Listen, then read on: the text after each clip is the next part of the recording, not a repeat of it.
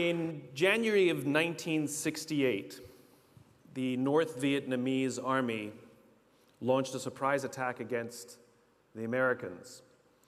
This was the Tet Offensive. Tet is the celebration of the Lunar New Year, and there was a tradition in Vietnam that had gone on for decades that there was never any fighting on Tet. And yet in 1968, the North Vietnamese generals decided to break with tradition with the hope that they could surprise the Americans, overwhelm them with force, and bring a swift end to the Vietnam War.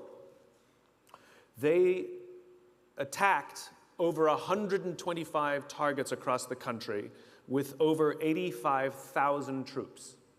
Now here's the amazing thing. The United States actually repelled every single attack, every single one. And at the end of most of the major fighting, which was after about a week, the United States had lost fewer than 1,000 troops. The North Vietnamese lost 35,000 of the 85,000 troops. And if we look at the Vietnam War as a whole, we see that America lost 58,000 men, and North Vietnam lost over 3 million people. And a close examination also reveals that America actually won nearly every major battle it fought. So it raises a very interesting question. How do you win all the battles, decimate your enemy, and lose the war? It raises new questions about how we understand the concept of winning and losing. James Carsey, a theologian from NYU, wrote a little book called Finite and Infinite Games, in which he talks about games and how we play them. Basically, if you have at least two competitors, you have a game. And there are two types of games. There are finite games and there are infinite games. Finite games are defined as known players, fixed rules, and an agreed upon objective, like football. We all agree what the rules are. We all agree whoever has more points at the end of the game is the winner. The game concludes and we all go home. Then you have an infinite game. An infinite game is defined as known and unknown players. The rules are changeable, and the objective is to perpetuate the game, to keep the game in play. When you put a finite player versus a finite player, the system is stable. Football is stable. When you pit an infinite player versus an infinite player, the system is also stable. The Cold War was stable because we cannot have a winner or a loser, and so we both keep playing until one of the players runs out of the will or the resources to keep playing, and then they drop out of the game.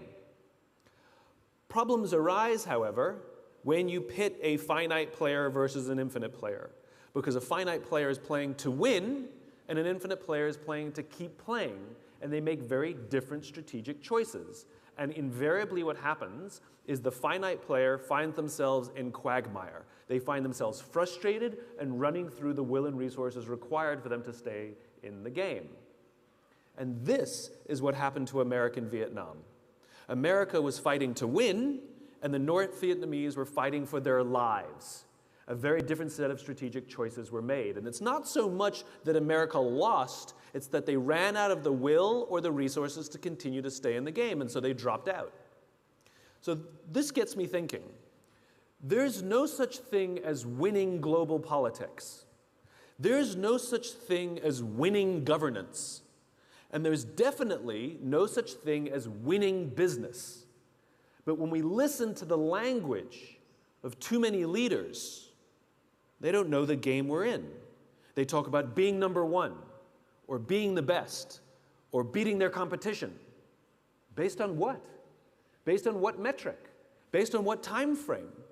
These are infinite games. And when we play with a finite mindset in an infinite game, there's a few very predictable things that happen. Trust declines, cooperation declines, innovation declines, and eventually we run out of the will or the resources to play, and in business we call this bankruptcy or merger and acquisition. So I had a real-life experience that helped me see the difference between a finite player and an infinite player. I spoke at an education summit for Apple. I also spoke at an education summit for Microsoft. At the Microsoft summit, I would say 70 to 80% of the executives spent the majority of their presentations talking about how to beat Apple. At the Apple Summit, 100% of the executives spent 100% of their presentations talking about how to help teachers teach and how to help students learn. One was obsessed with where they were going, one was obsessed with a vision, the other one was obsessed with beating their competition. Guess which one was in quagmire? Guess which one was wasting will and resources? So at the end of my talk at Microsoft, they gave me a gift. They gave me the new Zune when it was a thing. The Zune was Microsoft's response to the iPod. And this little piece of technology was absolutely spectacular. It was brilliant. It was beautifully designed. It was elegant. It worked flawlessly. The user interface was intuitive. So at the end of my Apple talk, I'm sharing a taxi with a senior Apple executive, employee number 54 to be specific. And I couldn't help myself. I had to stir the pot. And I turned to him and I said, you know, Microsoft gave me their new Zune. It is so much better than your iPod Touch. To which he responded, I have no doubt. And the conversation was over. Because the infinite player understands sometimes you have the better product and sometimes they have the better product. And sometimes you're ahead and sometimes you're behind. And the goal is not to win, the goal is to outlast. And the only true competitor in the infinite game is ourselves. The goal is to make our systems better this year than they were last year, to make our governance better this year than it was last year, to make our culture stronger this year than it was last year, to make the quality of our relationships and the level of trust better than it was last year. That's the goal of the infinite player, to outdo themselves. So this all raises a very interesting question. If too many leaders are leading with a finite mindset, and the reality is so many of these games that we're actually playing in are infinite games, that means we have to learn how to change the way we lead to lead for the game we're actually in. So I've boiled it down to 5 things of how to lead in the infinite game. We need to have a just cause. We need to have trusting teams. We need to have a worthy rival. We need to have a capacity for existential flexibility. And we need to have the courage to lead. Just cause. A just cause is a cause so just, we would be willing to sacrifice our interests in order to advance that cause. That could mean taking a job for less money because I believe in what we're doing here. It happens very often that we're doing something we believe in and someone wants to bring us to their company and they think that simply by showering us with money we'll leave. But when we believe desperately in the work that we're doing, we easily turn down the better salary. That's a sacrifice in order to be a part of something we believe in. Maybe working late hours or frequent business trips, being away from our families. We don't like these things, but for some reason, it feels worth it. It feels worth the sacrifice to be a part of something larger than ourselves. And every leader with the capacity to lead for the infinite game offers their people a sense of just cause. Steve Jobs famously believed that the individual should stand up to Big Brother.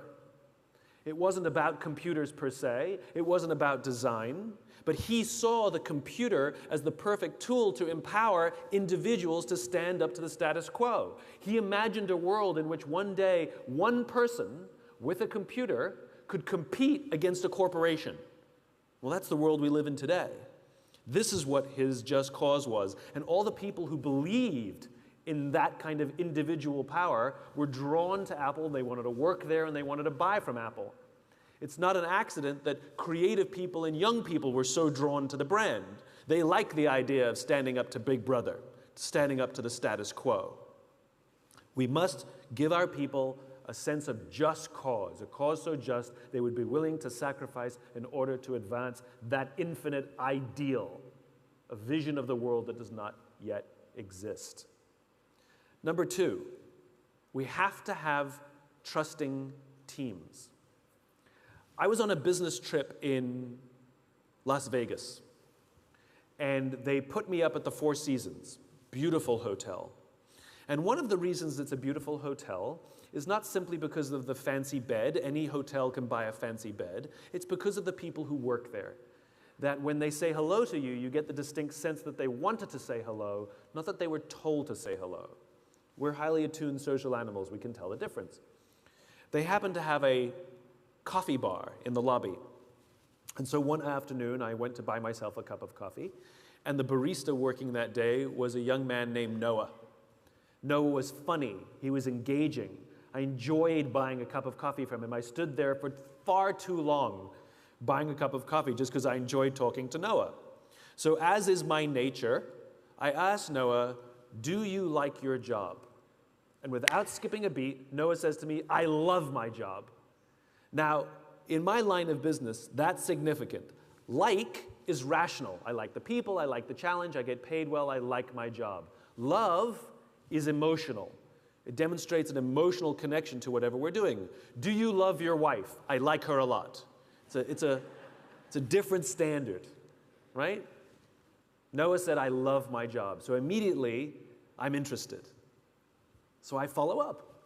I said to Noah, "Tell me specifically what the Four Seasons is doing that you would say to me, you love your job." And again, without skipping a beat, Noah said that throughout the day, managers will walk past him and ask him how he's doing. Ask him if there's anything that he needs to do his job better. Not just his manager, any manager. And then he said, "I also work for a different hotel. And there, the managers walk past me and catch me if I'm doing something wrong. There, they're always overbearing and trying to make sure that I make my numbers." He says, "There, I just like to get through the day, keep my head below the radar, and just collect my paycheck." He said, "Only at the Four Seasons do I feel I can be myself." This is the exact same human being, and yet the level of performance will be completely different, not because of him, but because of the leadership environment in which he's working. I get this question all the time. "Simon, how do we get the most out of our people?" They're not a towel that we wring them to see how much we can get out of them. The question is flawed. The correct question is, what environment do I have to create? What do I have to do to help my people work at their natural best? That's called leadership. And when we can create a trusting team, teams in which people feel trusted and trusting, what will happen is it makes them feel safe enough to raise their hand and say, "I made a mistake," or "I'm having trouble at home and it's affecting my work," or "You've promoted me to a position that I don't know what I'm doing and I need more training," or "I need help," or "I'm scared." If we do not have trusting teams, what we have is a group of people who show up to work every single day, lying, hiding, and faking. They hide all of the mistakes for fear of getting in trouble. They won't admit that they don't know what they're doing for fear that they'll be humiliated. They're certainly not going to say that they're scared or that they need help for fear that it will somehow reduce their value inside the organization. And eventually, things will compound and break. We've seen what happens. I know you've seen the news a few years ago when United Airlines dragged one of their customers off the plane with a broken nose, broken teeth, and a concussion. I feel sorry for every person who works on that plane. I feel sorry for the crew because every single one of them knew that that was the wrong thing to do, and yet none of them intervened because they feared getting in trouble or breaking the rules more than doing the right thing. This was not an anomaly. This did not happen overnight. It was not that crew. It was the culture in which that crew works. I had an experience many years before that started to show the evidence. I was waiting to board a United Airlines plane on a business trip, and I witnessed a scene play out in front of me where one of the passengers attempted to board the plane before their group number was called, which, as we all know, is a serious crime. And that's exactly how the gate agent treated him. "Step aside, sir. I haven't called your group yet. Please step aside and wait till I call your group." is how she talked to a paying customer. So I spoke up. I said, why do you have to talk to us that way? Why can't you talk to us like we're human beings? And she looked me in the eye and said, sir, if I don't follow the rules, I could get in trouble or lose my job. All she revealed to me is that she was more concerned about herself than she was about her customer, is that her leaders don't trust her to do the job for which she's been trained to do. She has no agency or control over the job that she does. And guess who suffers? Customer and company. The reason we like flying Virgin Atlantic or Southwest Airlines or Emirates or any of these other airlines is not because they have some magical formula to hire the best people. It's but the people who work there feel like they have agency, that they have the power to do their job the way they've been trained to do it and make the right decisions. And guess who benefits?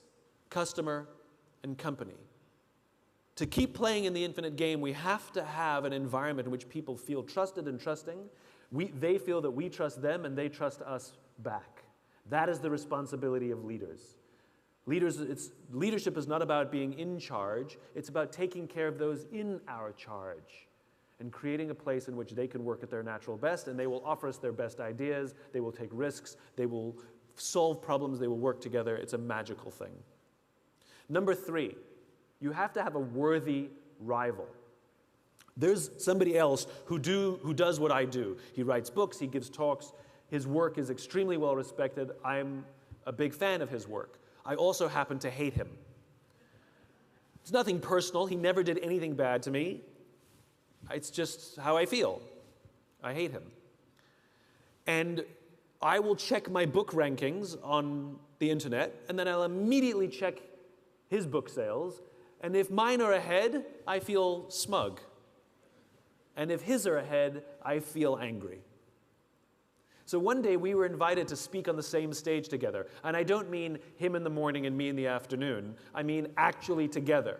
We would be interviewed on the stage together. And the interviewer thought it would be fun if we introduce each other. So I went first.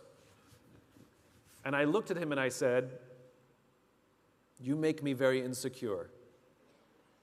All of your strengths are all of my weaknesses.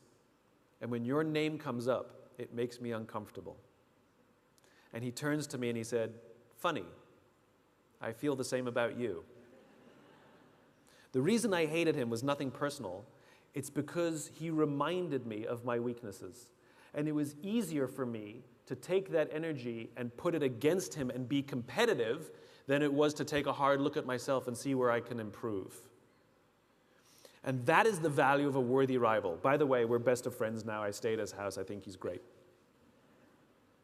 It was a cathartic experience. But that is the value of a rival.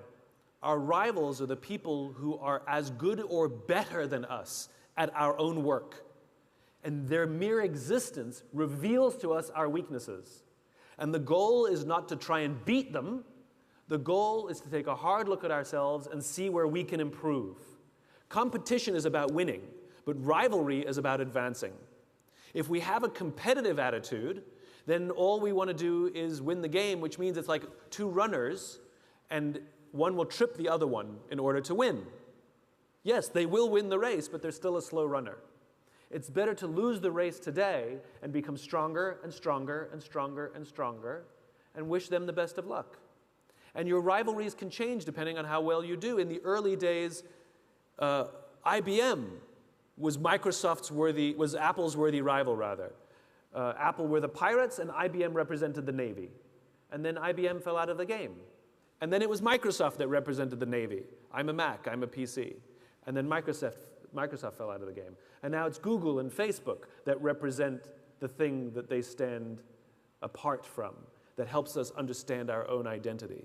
Who are your worthy rivals? They can be individuals, they can be organizations, they can be nation states, people we admire and push us to be better versions of ourselves. Next, you have to have the capacity for existential flexibility. What does that mean?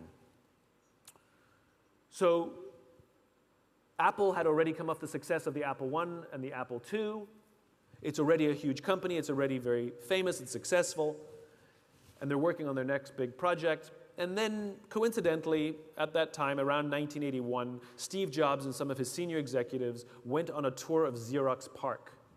And there, Xerox showed them an innovation that they had come up with called the graphic user interface. And it would allow us to use a mouse to control the cursor on the screen to click on folders and move them around to use the computer. Prior to that, you had to know a computer language, like DOS. And remember Steve Jobs' vision. Remember his just cause, which is to empower the individual to stand up to the status quo. And when he saw this amazing innovation called the graphic user interface, he immediately saw that this was a way more powerful way to get more people to use a computer because it was so much simpler and easier to use. So as they're leaving Xerox, he says to his people, we have to invest in this. And his people say, we can't. One of the voices of reason said, Steve, we can't. We've already invested countless man-hours and millions of dollars in an entirely different strategic direction. If we reinvest in the graphic user interface, we will blow up our own company. To which Jobs actually said, better we should blow it up than someone else. That decision was the Macintosh, a computer platform so profound that the entire software of Windows is designed to work like a Macintosh. It literally changed the world, and the reason we all have a computer at home and at work is because they're so easy to use. That's existential flexibility. It's the ability to make a profoundly different strategic shift because we find a better way to advance our cause. And even if we have invested in one direction, this is better. And for the person who makes the existential flex, to the outside world, it'll look like you're crazy. Why would you abandon something that's working? But to the person who makes the existential flex, because they're so driven by cause, they perceive the risk as staying in the path that they're on. That it is a much smaller risk. It's the obvious thing that they have to do to adjust. Kodak did the opposite. George Eastman, the founder of Kodak, had a just cause about democratizing photography, and everything the company did was about making photography simpler and simpler and simpler. And in 1975, the company invented the digital camera, and they suppressed the technology for fear that it would cannibalize film sales. They knew that they had about 10 years before someone else would figure it out, and over the course of those 10 years, they did nothing. And sure enough, more companies started to introduce digital technology. In fact, Kodak made billions of dollars from the royalties they got from their patents for the digital technology, and when those patents ran out, they went bankrupt. Because if you're not willing to blow up your own company, the market will blow it up for you. Existential flexibility is the capacity to make a significant strategic shift because you find a better way to advance your cause. And only infinite players have that capacity, which means everybody else runs out of time and money. Finally, you have to have the courage to lead. Everything that I've told you today is unbelievably difficult. To be cause-driven in a world where all of the pressures on us are short-term is incredibly difficult. For those of you who work in government, you're not as used to being short-term oriented. It's more long-term oriented, and it is about serving the greater good. But for business, all the pressures from Wall Street, all the incentive structures are all about near-term, near-term, near-term. And I would contend that one of the reasons government and business sometimes struggle to actually work well together is because one is thinking extremely long-term and thinking about the greater good, and the other is thinking extremely short-term and thinking what's good for me. And the problem is those are different attitudes of working together. And in my experience, government keeps looking to business to learn how to do things, and I would challenge businesses to start looking at government to learn how to do things. That maybe a long-term mindset and thinking about how we devote our lives to a life of service, which can still be extremely profitable. The most infinite organizations are some of the most profitable. Apple, Southwest Airlines, Patagonia, Virgin. These are incredibly infinite thinkers, and they're some of the most profitable companies in their industries because of their cause, because of their teams, because of their ability to innovate. This takes tremendous courage to lead in a way in which the vast majority of people are leading in a different way. It's about challenging conventional mindsets about leadership, which all raises the final question. What does it mean to live an infinite life? Clearly, our lives are finite. We're born, we die. But life is infinite. We come, we go, and the game continues with us or without us. Which means every single one of us has the choice of how we choose to live our lives, how we choose to lead our organizations. We can lead with a finite mindset, try and make more money than our friends, try and get ahead faster than everybody else, try and achieve more power than anybody else, and when we die, we take none of it with us. But the choice to live an infinite life means we choose to build an organization that will be better off because we work there. We will leave it in better shape than we found it. It means to be the kind of friend and leader to others that they will be better because we were in their lives. It means we will literally live on beyond ourselves. It's just a choice whether we choose to live with an infinite mindset or a finite mindset. Thank you very much.